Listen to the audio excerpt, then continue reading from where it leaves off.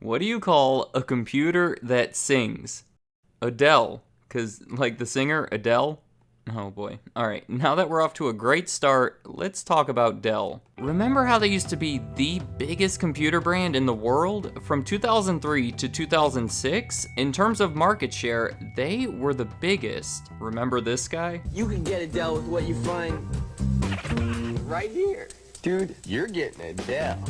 That was an extremely popular marketing campaign. I was like 10 years old at the time, and everyone at my school was saying it. I don't even know why, we were just saying it. Like, we would get someone's attention by saying, dude, and then they would look up and say, what? And we would say, you're getting a Dell, trying not to laugh. I don't know, I don't get it anymore either, but trust me, it was funny. Dell was huge, but after 2006, they lost that #1 spot to HP and have never gotten it back. To be clear, they haven't failed, they're still in business, but I think anyone would agree that they've had some tough times and are still nowhere near the level they used to be, at least in the PC market. So let's take a look at how they gained that #1 spot, how they lost it, and where they stand today. Now, when we're talking about Dell, there's one person that's directly tied to the company, Michael Dell. It's named after him, he started it, and he's been the CEO for most of its existence, including today. He's the current CEO. He's number 39 on Forbes' list of the richest people in the world, showing a net worth of over $22 billion. This guy's a genius, and he started the company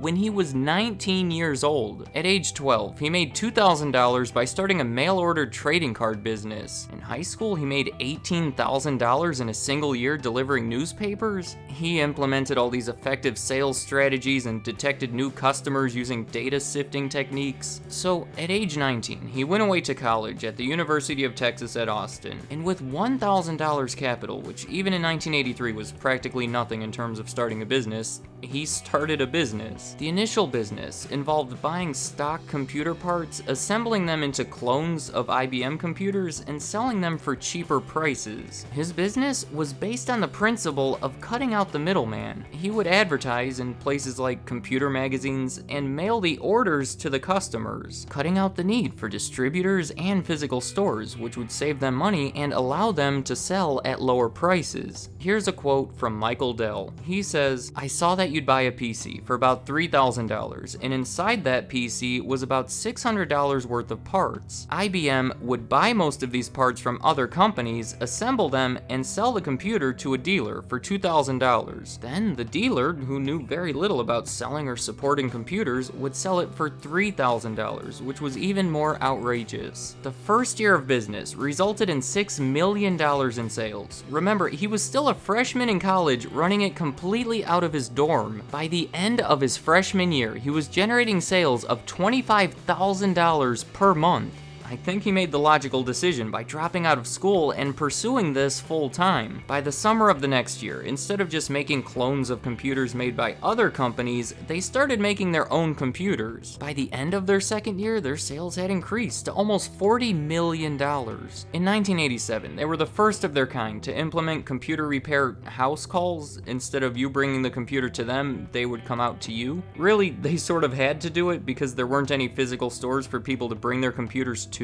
But it helped their reputation of having positive customer service and again helped separate them from the competition. By 1988, their sales were $258 million, and they raised $30 million by becoming a public company and selling 3.5 million shares at $8.50 apiece. This might be the most remarkable first 5 years of a company I've ever seen. Just considering the fact that it was started by a 19-year-old college freshman in his dorm room and within 5 years became a multi-million-dollar publicly traded company? Holy cow. And it just continued to grow from there. In 1989, they were the 22nd largest PC maker. In the next year, they were number 6. And then from 1991 to 1992, their sales more than doubled, and they first made their debut on the Fortune 500 list. With Michael Dell being the youngest CEO on the list, at age 27. This guy was really young. In 1996, they launched Dell.com and started selling their PCs over the internet. The way Dell had separated themselves from the beginning was cutting out the middleman. It was a business built on the idea that retail stores were unnecessary and they could deal directly with the customers. At first, it was through catalogs and over the phone, but you could imagine how much easier the internet would make all of this. They were running their business on the same principles as an online retailer anyway. They were now using the internet to coordinate the customer orders with orders from the suppliers. It was an easier means of technical support and just a superior way for customers to place orders. Within the first 6 months, their online sales had reached $1 million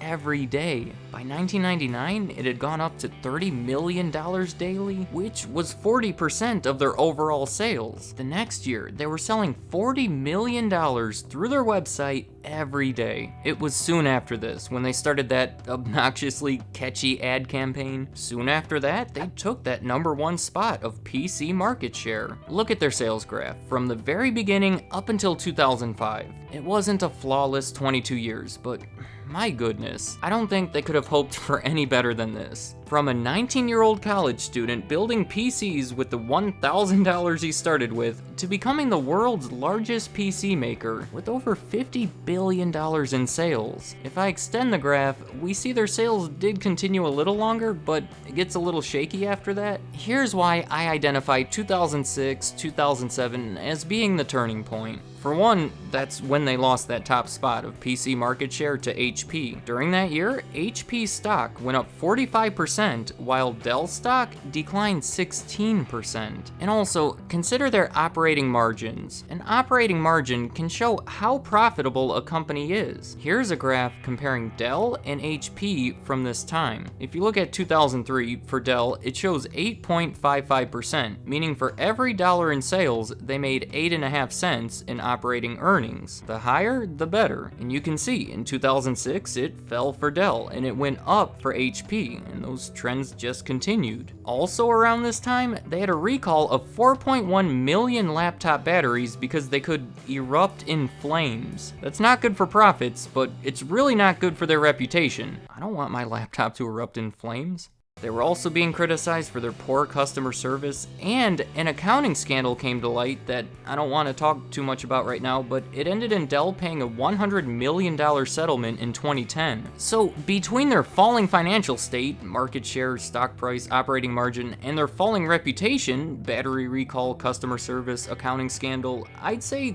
this was a bad time for Dell. Now, I've been talking about Michael Dell being the CEO, but he actually wasn't during all of this. He was CEO up until 2004, and then this new guy, Kevin Rowlands, stepped in. During his time in charge, the company was criticized for lacking innovation. The criticism was that they were too concerned with offering an inexpensive computer and getting it to the customer quickly, rather than making a good computer. They were spending considerably less on research and development than their competitors, which has sort of always been their strategy, but I suppose customer tastes were changing and they're becoming more and more concerned with a good product and willing to pay more for it. Once everything went bad, Rowlands left, and Michael Dell came back. That's when he tried to turn everything around, and I'm not so sure how effective it was initially. He took over right before the economic downturn in 2008, which didn't help things, but also the market for PCs isn't what it used to be. With the introduction of the iPad in 2010, along with other tablets, and even smartphones, people aren't relying on personal computers as much as they used to. Dell has always been mainly concerned with computers, but I think at this point, they saw that they were struggling to stay on top of the computer industry, and it wasn't the ideal industry anymore anyway. From there, they've slowly but surely been changing their focus from PC sales to services. They've been acquiring all these other companies, most of them involved in IT or network security or cloud storage. In 2013, they made a huge move when Michael Dell and a private equity firm called Silver Lake Partners got together to buy Dell. They took the company private for the first time since that initial public offering in 1988.